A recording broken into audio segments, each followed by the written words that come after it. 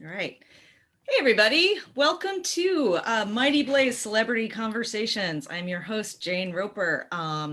Very excited to have you here today. We have two amazing writers. We always have two amazing writers, but these ones are really amazing. They're both National Book Award finalists, and that's pretty star-studded. So we have Dan Chaon and we have Rumaan Alam. Welcome to you both. Very happy to have you. Thank you. Thanks. Brief public service announcement. Vote, please vote. Grab your Blaze the Vote swag if you want it. We've got it. We've got everything from t-shirts to mugs to face masks to leggings. And I hear that our thoughtful bro is going to be sporting some leggings soon. So keep an eye out for that on Tuesday afternoons. I hope he's going to show us the leggings. So I'm going to give some brief intros and then we will kick off the conversation.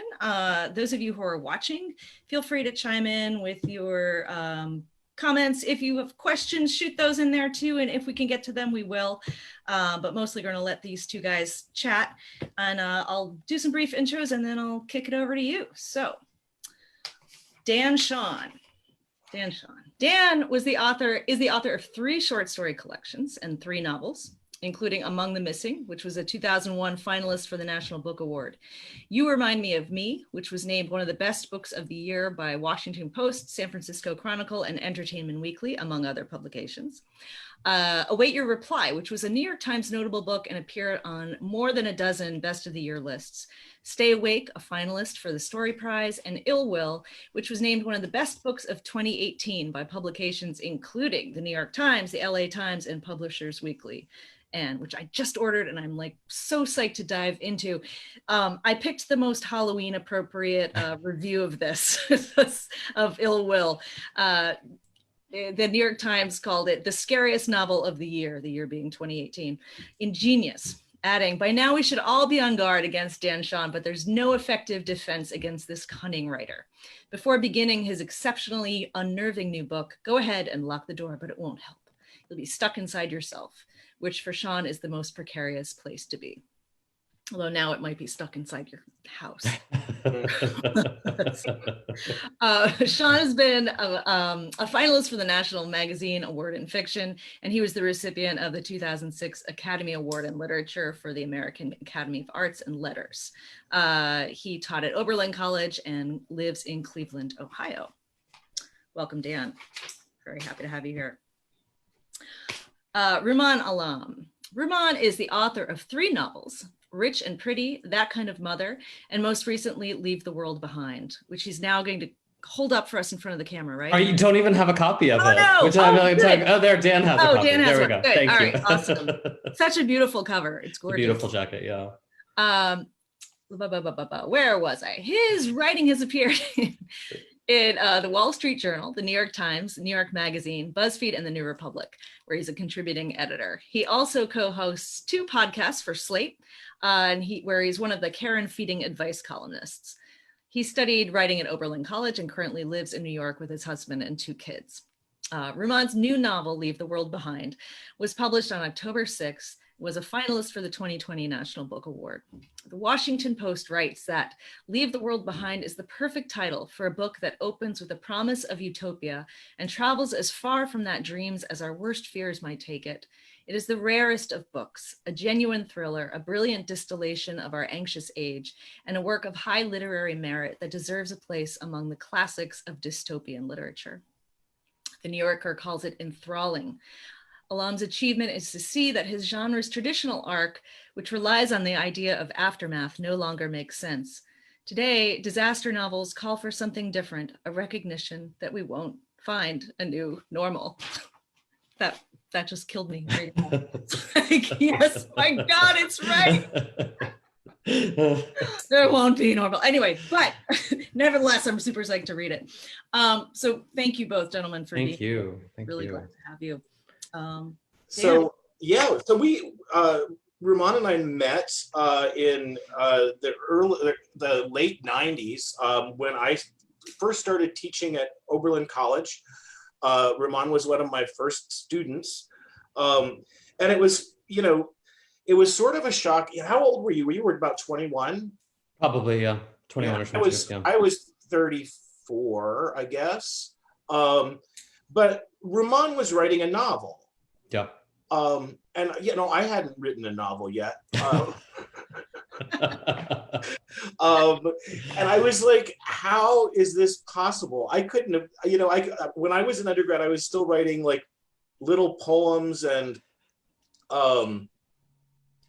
stories that were shorter than 5 pages. But you just had this sort of incredibly mature and,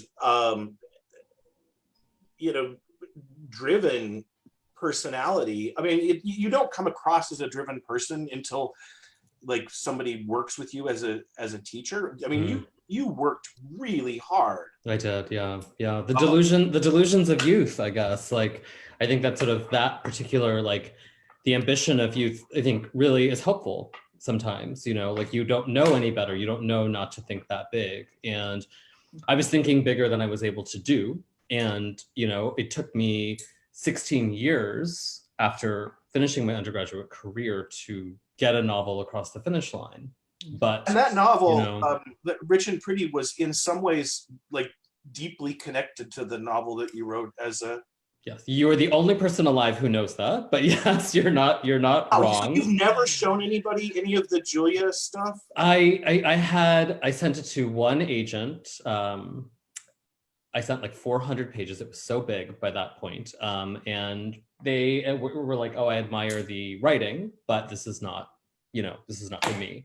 And I think I just knew that it was not, that it had died on the table, right? I think I just understood that, like, and I don't think that that's wasted time. I think that that's very, very valuable time, but like, that's the sort of stepping stone to what comes after, And so that's a hard thing. I think when I teach, like I'm teaching now, and I take the students' work, I take the work of these young writers very seriously, and I hope that they take that work seriously for themselves, because no one else will. Like, you have to take it seriously. Even if you understand that the book you're writing at 22, you may be glad by the time you're 32 that that book is not out in the universe haunting you,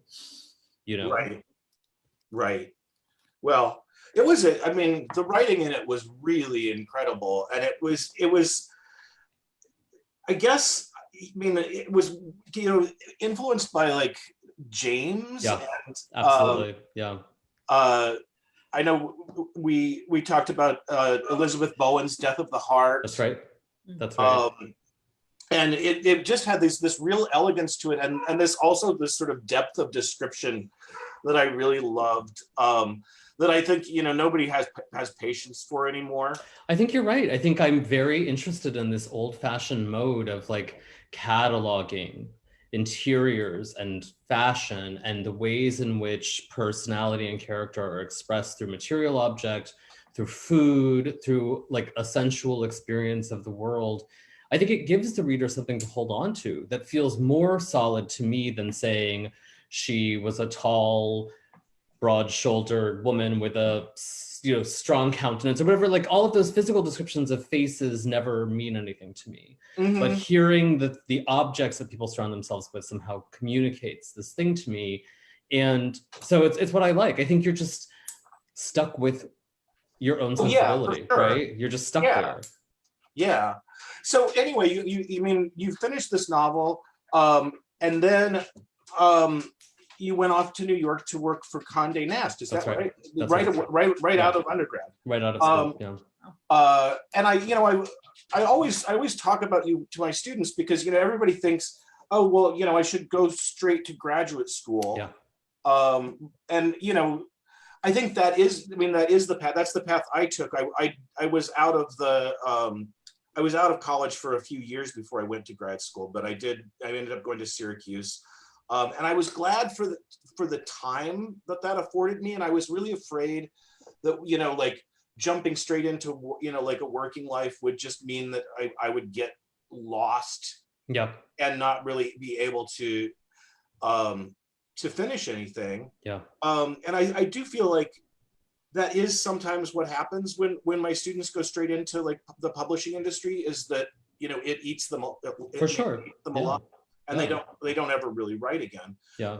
You had this incredible discipline already going into these very demanding jobs. And it was it hard? Did you ever wish that you'd gone to grad school? I did, yeah, for sure. And in some ways I still do. I think that I was afraid to apply. I was afraid of being rejected, Mhm. which is kind of like stupid, but I should have tried, but I didn't. And it was also a different time then where like the internet didn't really exist in the same way. So it was hard to even understand how you would like what would Iowa look like? Like how would you, what does the program look like? You'd have to write away and like have them send you the brochure or whatever that transaction looked like. And I was so afraid of that particular kind of failure. And it's true that the discipline, it is very difficult to maintain discipline when you are working full time and you're paying rent for the first time in your life, usually at that point in your life. And you're sort of experiencing nascent adulthood and all of its attendant temptations, which rarely include, sitting down on a Friday night after a week of work to write a story from 8 p.m. until 2 a.m. Fortunately, I was a huge loser and I had nothing else to do. So I think that having this very small life socially was actually really useful for maintaining a sense of discipline. And even when I wasn't working, when I wasn't writing, I was reading, having that like very deep passion for reading and understanding it as intimately connected to the work you hope to do as a writer. So it was almost as though I was working as a student without the context or the structure of the university. At one point in my post-undergraduate years, I assigned myself a curriculum and I read, having no idea what to read, I assigned myself a short story collection for every letter of the alphabet. So I read Alice Adams and I read Ann Beatty and I read Raymond Carver. I forget what the D was, but I sort of proceeded through the alphabet that way. And really that's as good a way as any, right? Like, I mean, ultimately when you're working in the context of a university, you're working, the syllabus is just the professor's whim. I'm teaching right now and I just am teaching books that I liked. Yeah. And that's all it is. And there's something to be learned from everything. And if you start treating everything as a learning experience, then I think, you save yourself $70,000 that way. Yeah. No, I mean it. Did you miss having contact with other writers? I don't remember that you were like particularly like part of the Rat Pack at Oberlin. I don't think I was. I mean, I think I had friendships with other writing students. Sometimes I think in the academic context, those relationships can feel competitive. And what that does, I think, is it breeds in you a sense that when your career begins, that the business will be competitive. And in my experience, and I don't know if this has been your experience, it's actually not competitive. There's a lot of goodwill toward seeing your colleagues do well. Like, it's thrilling. There's no sense that like there's some small amount of success, there's some finite amount of success out there and you're all in competition for it. I don't feel like that's how it is. So maybe those student relationships are not good preparation for how these relationships actually function in the real world. But I didn't have a deep connection to an identity as like the writing student or part of the writing department. Like I cared about it. It was what I was doing academically, but I had a whole other life. I was a part-time student, especially at the end of my career, and I was working in the town of Oberlin, and I was working as a nanny. And I think that in the end, I think that those relationships really served me well and really helped prepare me for a way of thinking about the world as like, there are many modes of education in the world, and not all of them take place inside the structure of an academic institution. There are many, many ways to educate yourself as an artist and as a writer. Unfortunately, most of the work that we see professionally is born of the academy, but there's extraordinary work that comes from other places. Yeah. And it's interesting because I do think that people that are coming out of an academic tradition are often more competitive in a certain way, that there is a little bit more of that jealousy and seething hatred of others. I mean, I have plenty of seething hatred, don't get me wrong, but like... No, I know. Who doesn't, really? So I want to talk about, I guess to break into this, to talking about Leave the World Behind, I blurbed the book, and it's been bothering me for a long time now. So I have to come clean with you about this, that I'm worried. And here's what I said. Rumaan Alam's witty, incisive take on the American privileged classes has always been hilarious, but there is a sinister shadow behind the satire in his latest book. As it becomes increasingly tense and unsettling, Alam has achieved a rare feat, a comic novel that is also genuinely terrifying. And then as I'm reading the reviews, I'm like, oh shit, Dan, this isn't a comic novel at all. That's could not be further from the truth. And I was like, maybe it's just because I think Rumaan is funny that I thought this novel was funny, or maybe it's because, like, when I go to horror movies like Midsummer, I'm the only person in the theater laughing, and so I was just like getting more and more tense. On the contrary, I think that blurb, it thrills me to have your endorsement and all, but I think that reading is a really astute one. I find the book very funny, and I hope that the readers find it very funny. I do think, though, the humor is hidden in discomfort. And so I think I hope the reader has this experience of kind of looking up and thinking, like, am I supposed to be laughing? Like, do I have permission to laugh in this moment?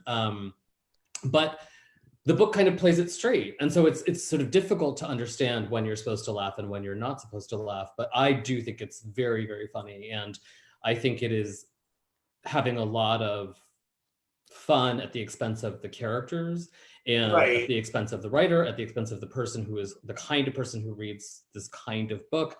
A friend of mine said to me, one of the loveliest things that anyone has said to me about the book, she said to me, this book is an indictment. Like, the person who's reading it, it is such an indictment. Like, it's such a crazy experience. And I feel like that's thrilling to hear. That's the way I feel too. And I love it. I mean, I feel like in some ways it's like, it has some weird relationship to the movie Get Out. Yeah. I mean, in that it's hard to like, as a nice white person, it's hard to laugh without also feeling like somebody's laughing at you. I think that is a perspective that I definitely do feel like Jordan Peele is the representative of in the current moment. Right. And I saw Get Out. I've only seen it once. It's hard for me to reckon with the way in which my experience of that film influenced the writing of this book. I'm sure there's some relationship there, but as a point of access for the reader, I think that is a really useful one. I avoided seeing his second film, which is called Us, while I was writing this book. And then I watched it after I turned the book in. I think I watched it in February, at the beginning of the pandemic, actually. And I was just like, oh God, this is so much the mode of the book. In some ways, it's sort of literalized inside of a house for a large part of the film. Right. There's this sense of, like, it's funny, but also extremely disturbing. It's very hard to figure out exactly what's happening. The film never really just explains what's happening, right? It just, it shows you this thing is happening. It's like, this is what's happening. You have to deal with it, And that strategy, that narrative strategy, it's very gutsy. He's a very gutsy writer and filmmaker. And I love that. I absolutely love that. So I think that's a really flattering point of comparison. Yeah, that's cool. I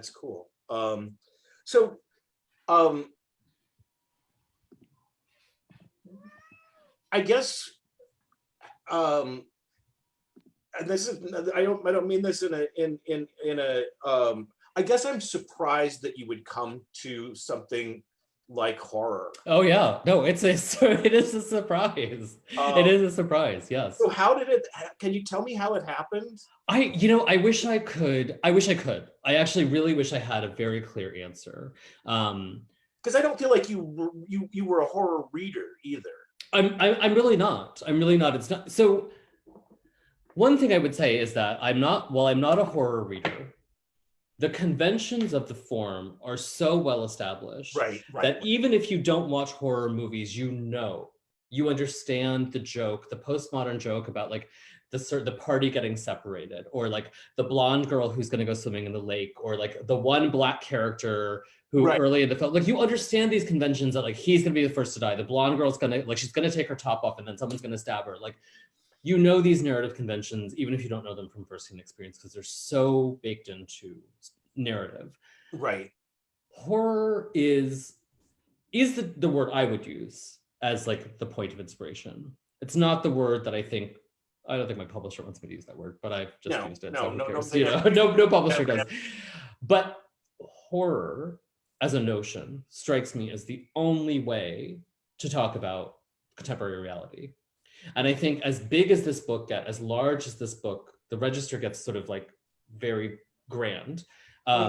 Fundamentally is a work of realism, and that's what's so terrifying about it, is that it's like it's using all of these conventions of the horror narrative, but consistently using them to remind you that this is just the world that we live in, that this is just the reality in which we find ourselves. And that to me is the scariest part. And I mean, understanding your own influence is very, very difficult. Like, who's to say it's not your fault, Dan? Like, I mean, this is the kind of work that you have been skating this line in your work for a long time. And Ill Will, which I read when it came out, I mean, it's so difficult for me to overstate the effect that book had on me, because it is a book that seems to be a book about like base human fears of like serial killers, right? Which it is. Yeah. But it is also a book about parental love. Like, that is what it is really about. It's a book about like the way in which you love, and it doesn't have to be a child. Loving anyone is such a terrifying risk that eventually like it just tips over into horror. It just tips over into pure fear, you know? And this was in fact some of the animating energy of my second book. You know, the epigraph to my second book is, you give love a little shove and it becomes terror.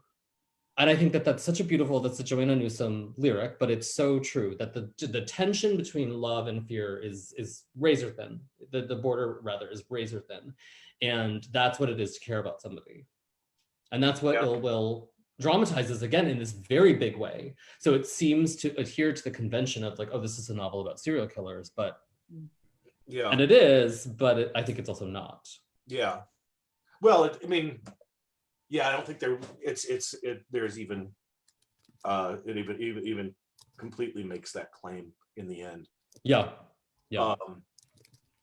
I was reading. I read you on Twitter because again, you are like one of the funniest people I've ever met. And I think it was last night you said something that I had to retweet, which had to do with this issue of unlikable narratives or unlikable narrators. And I wondered if you would talk a little bit about that. Very happily. Because I mean, I think both of us have often been accused of writing unlikable people. So when this comes up in one-on-one conversations, what I always say to the person I'm talking to is, who is likable? The only person I could ever think of truly is Sally Field. So I say, like, if you're writing a novel about Sally Field, fine, she's very likable. Leaving her aside, I can't think of anybody who is wholly likable. And the gambit of the realist work, even if you're writing a romance novel, right? Even like a genre that relies on pleasure and joy, there has to be a sense of tension. There has to be a sense that these people will make a mistake, and that, like, you know, keeping the two lovers apart will like build the tension, and then they will be able to come together. And that is all born of being human, which is just a shorthand, you know, that's what we're talking about when we're saying unlikable. So I was teaching, I'm teaching at Columbia. I was teaching Curtis Sittenfeld's You Think It, I'll Say It, which is, I think, a superb collection of stories. Very, very, a very canny collection of stories. It's like you're eating an ice cream sundae and then you find out at the end that it was full of vitamins. Like, that's how I feel about that book. And several of my students were like, I don't know, like, this person is so unlikable, this person is so unlikable. And I kind of lost it. And I said, you know who's unlikable? Me. And every person in this room is unlikable. That is what makes this book good. She wrote these stories about people who are horrible and do terrible, terrible things. And she forced us to look at them do terrible things. And your response that they are unlikable betrays your own fear that this is who you are, that the story is not a window, but it is a mirror, and it freaks you out when you realize that. And that is why readers say someone is unlikable. It is an extremely feeble point of criticism. It's not an interesting thing to say. And yet, I feel like this language has taken over our criticism, and it drives me up the wall. Yeah. That response. Oh my God. Well, I mean, there are times when your repulsion, it's not towards the character. I think it's towards the attitude of the character, or the attitude of the author towards the character. Yeah. That's what it is. Yes. I like, for example, did you see A Marriage Story? I did not see A Marriage Story, no. Okay, so it's Adam Driver as a New York off-Broadway playwright, and his put upon wife is played by Scarlett Johansson, who's having some career bumps in her actress career, and there's a point they're getting separated, and Adam Driver gets off the plane and comes to visit Scarlett Johansson. He's like, guess what? I won a MacArthur. And I was like, no, you didn't.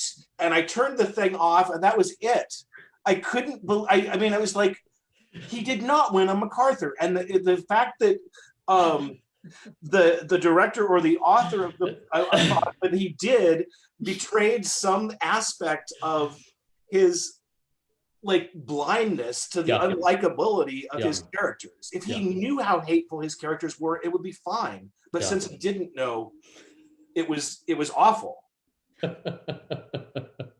Right. I mean, again, it's it depends on if you're engaged in realism or if you're writing a storybook for children. Mm-hmm. And even if you're writing a storybook for children, there has to be a level of depth. There has to be some interest there. And that interest comes in the ways in which people have friction in the world. It's not we're not writing a Richard Scarry storybook where it's a mama pig in an apron and a daddy pig who works as a carpenter. That's not interesting. That's not even interesting to 5-year-olds. By the time my kids were 5, they were like, this shit sucks. I want to read I want to read something scary or interesting or with some depth and dimension to it. And so I just think that and also your personal response to a work. So one of the things that I ask my students at Columbia every week is, did you like this book or did you not like this book? Because I think it's a really useful jumping off point. Mm-hmm. But then I push them to say well, it doesn't actually really matter. If you don't like Lydia Davis, that's fine. That doesn't mean that Lydia Davis is not a genius and that we don't have to sit down here and figure out what she's doing and how she's doing it. Right.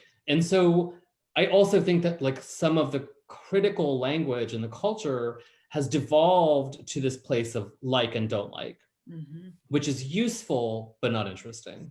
Right. I know what I like and I know what I don't like, but I also know that there's merit and interest in things that I don't like. There are a lot of contemporary writers who I don't like. There are a lot of contemporary trends in the novel that I don't care for, but I still need to understand them or look at them and think about what my colleagues are doing and what other artists are doing. It's useful to just say, oh, I don't like this character. I mean, who cares? Who cares? I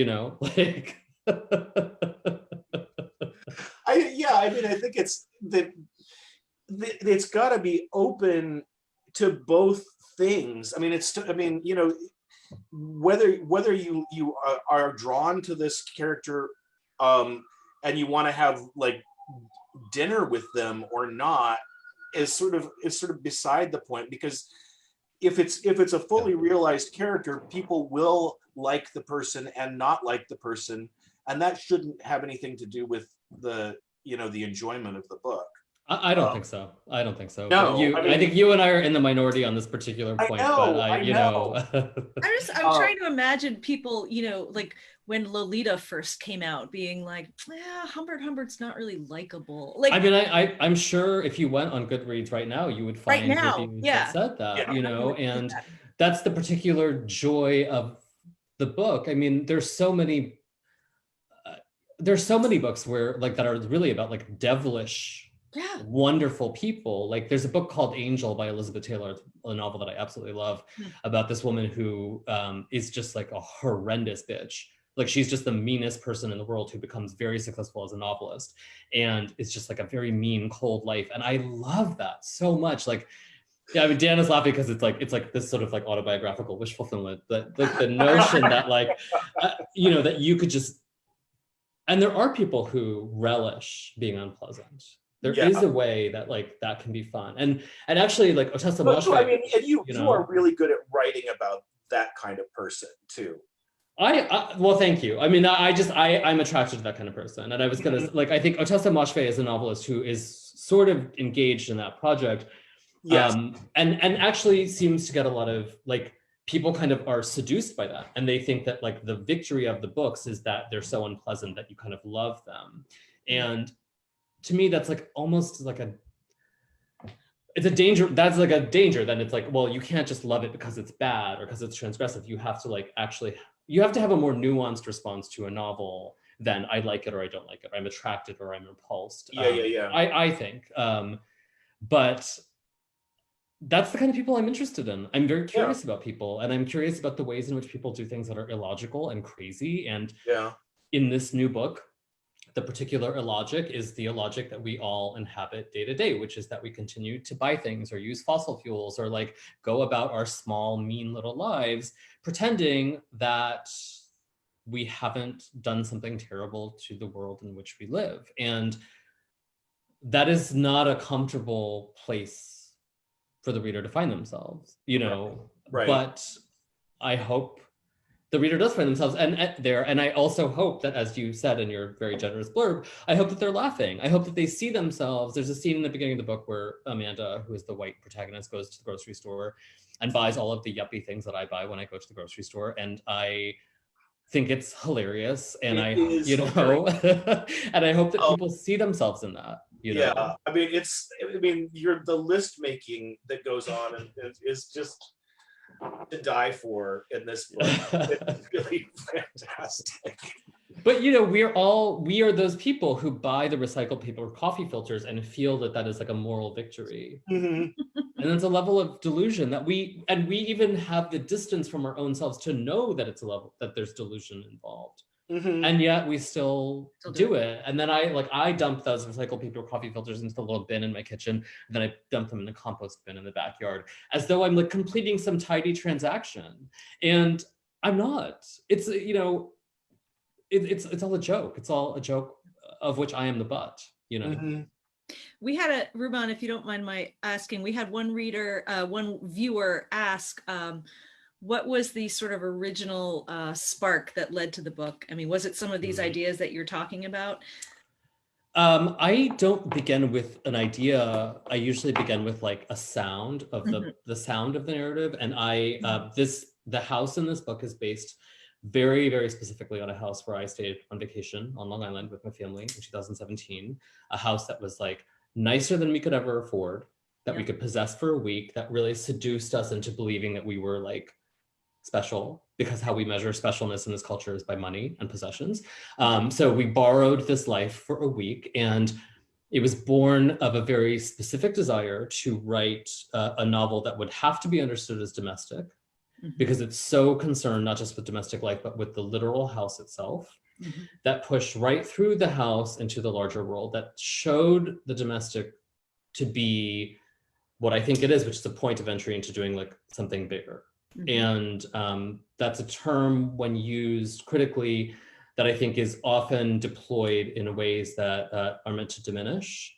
It's a term that is very gendered, because Jonathan Franzen, who wrote The Corrections and Freedom, which are both domestic novels, those are discussed as social novels. Alice Munro, who finds the entire world in like a 20-page story, that is discussed as a domestic story, as though it's small and genteel. And so I just wanted to really challenge that way of thinking and push myself into the global from the domestic. So that's sort of where this book began. Have critics said it called it domestic? I don't know. I mean, maybe, I don't know. I try to mostly, like, I read what people say because I'm a monster and I care about it, but I try to forget it. I try to like put it aside. So when you read that review from the Washington Post, I was reminded of how beautiful I felt that review was, but that you can't, like, I can't anyway, like, huff those fumes. Like, I can't, like, it will warp my sense of what I'm doing. And ultimately the judgment that matters is the judgment of the individual reader. And you don't really have access to that. I mean, there are people who use like Goodreads or whatever, but that's not for you as the writer. Like, it's a private transaction between the text and the reader, and like, it's one that I'm not a part of, really. Yeah. You know? Yeah, I can't imagine. Right? I mean, Dan, I mean, like, I just think you have to know your own, like, obviously if somebody raves about your book, you're going to want to luxuriate that for 4 minutes, right? And say like, okay, I did it. I got this, right. You know, but then how it would cripple me. And I'm sure you feel the same way. Like if you were writing from that place. Right. I mean, I don't want to know how many stars Yeah. my book has on Goodreads or Amazon. In fact, I'm terrified to know. But please, yeah, just, you know, and I think it's, I mean, I good for people to express their opinions and, you know, whatever, but yeah, I think it's a really bad place to get stuck. Yeah. Even, you know, like finding out what people, you know, like what people have written in professional reviews is tricky.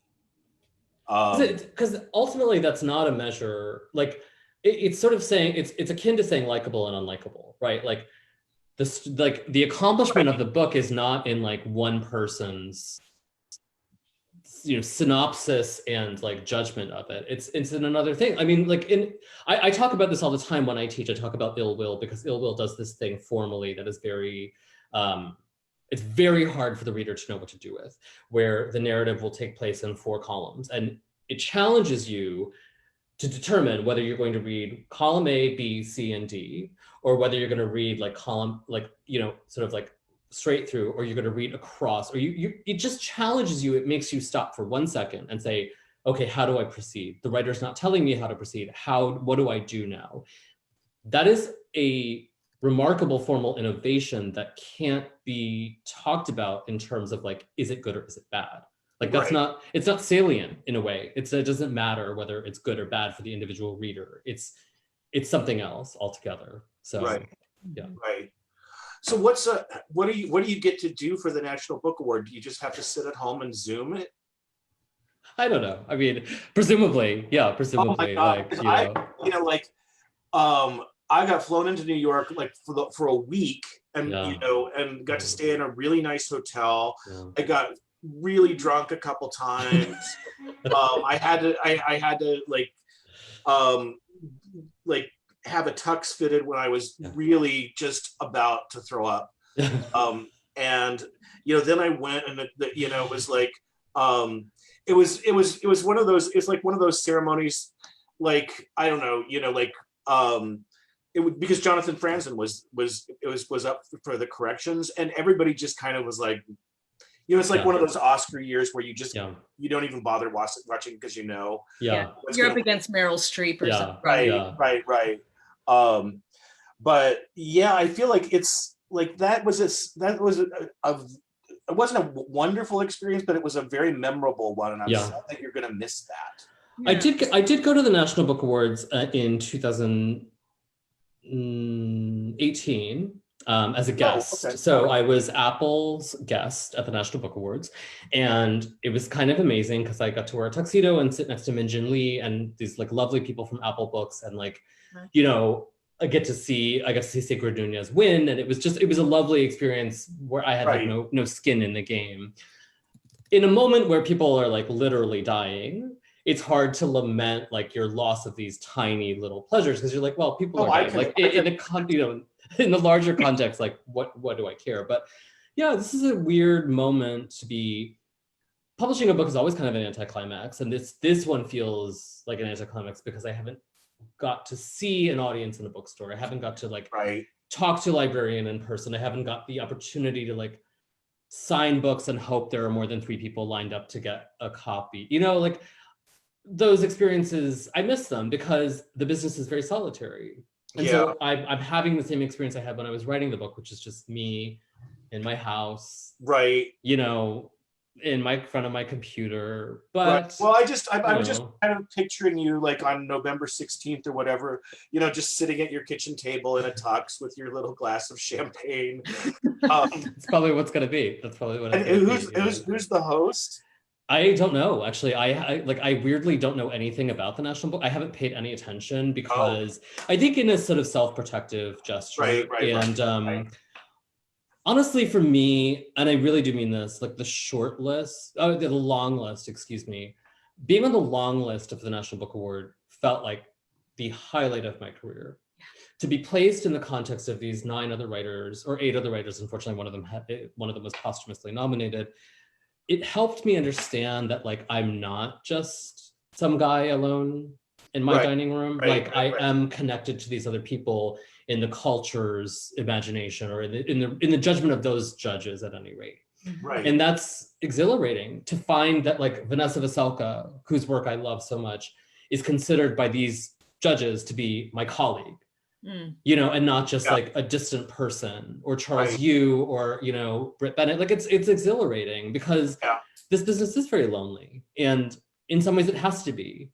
Like I have to be alone. Like what you've described, like the idea of going to National Book Awards and like getting the tux fitted and all that stuff. It's exhilarating and would have been really fun, but by January I need to be back at this desk at work. Right. And so I need to like clear my head out and like refuse to believe that I am special or good, and remind myself that I am back on page 1, where it always begins in some ways. So what is next? Well, I actually was writing another book when I started writing Leave the World Behind. So I have like 100 pages of a different book, and this Leave the World Behind was a diversion that overtook me. And I want to go back to that book. It's quite different. This book was quite different too, but it's a different book because it's about the experience of immigrants from South Asia and the United States. And so it's something I've never written about before. So I have a lot of ideas, and I mentioned earlier that like for me, the sound of a book tends to come first. And I did this summer, I do feel like I finally, after spitting out 100 pages of dross, I think, land on what I think the sound of the book will be. And that means hopefully that I have a beginning so that I can sit down when the semester's over and just like fall into a book again. Yeah. That's great. That's great. Yeah, that's fantastic. That's exciting. Yeah. Excellent. Well, I hate to have to interrupt, but we need to wrap things up. It's been fantastic. Thank you both so much. I want to let viewers know where they can get your books. For signed copies of Rumaan's books, or definitely signed copies of Leave the World Behind. I don't know about the others, but signed copies of Leave the World Behind, you can head to Books Are Magic or Greenlight Books in Brooklyn. Head to them literally or online. I assume you can get it either way. I think so, yeah. Yeah, great. And for Dan Sean's books, including signed copies of Ill Will, yes, right? Signed copies, yes. You can head to Max Back's books in Cleveland Heights. So, Ohio, Cleveland Heights, Ohio, which is a separate town. That's where we are right now. Right, Cleveland Heights, Ohio, which is not the same as Cleveland. Don't go to Cleveland looking for Max Back's books. Or you can get them at the Mighty Blaze store on bookshop.org, but they will not be signed.